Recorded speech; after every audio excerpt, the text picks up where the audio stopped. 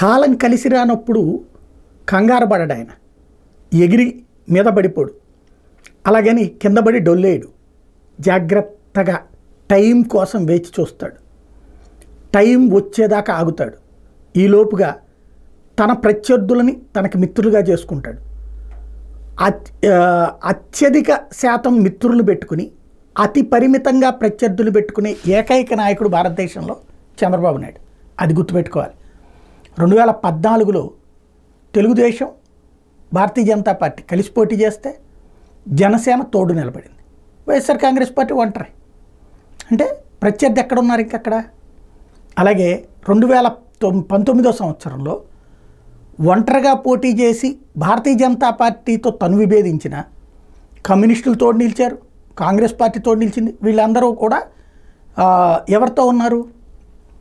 పరోక్షంగా చంద్రబాబుతో ఉన్నారు, ఇంక్లూడింగ్ జనసేనాని కూడా. అదే సందర్భంలో వాళ్ళెవరు చంద్రబాబుని విమర్శించేవాళ్ళు కాదు, జగన్ ముఖ్యమంత్రి కాకూడదని విమర్శించేవాళ్ళు. ముఖ్యమంత్రిగా పవర్లో ఉన్న జగన్ని దించమని 24లో గొడవ చేస్తే 19లో జగన్ ఎక్కకూడదని గొడవ చేశారు తప్పించి చంద్రబాబుకి వ్యతిరేకంగా వ్యవహరించలేదు వాళ్ళందరూ కూడా.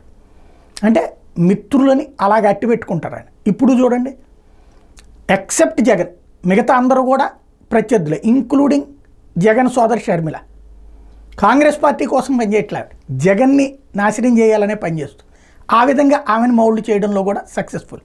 ఓవరాల్గా చూస్తే ప్రత్యర్థిని ఒంటరి చేయడంలో చంద్రబాబును మించిన వ్యూహ చతురుడు మరొకరు లేరు. కిందటిసారి భారతీయ జనతా పార్టీని అట్లాగే ఒంటరి చేయగలిగారు 2019లో. అయితే అందులో పొరపాటున తను కూడా దెబ్బతిన్నారు, కానీ ఆ తర్వాత కోలుకుని అదే భారతీయ జనతా పార్టీని కలుపుకెళ్ళారు కదా. వైఎస్ఆర్ కాంగ్రెస్ పార్టీని జగన్ని ఒంటరిని చేయడంలో సక్సెస్ అవుతున్నటువంటి చంద్రబాబు వ్యూహం జగన్ తట్టుకోగలడా లేదా అన్నది 5 ఏళ్ల తర్వాత తేలుతుంది.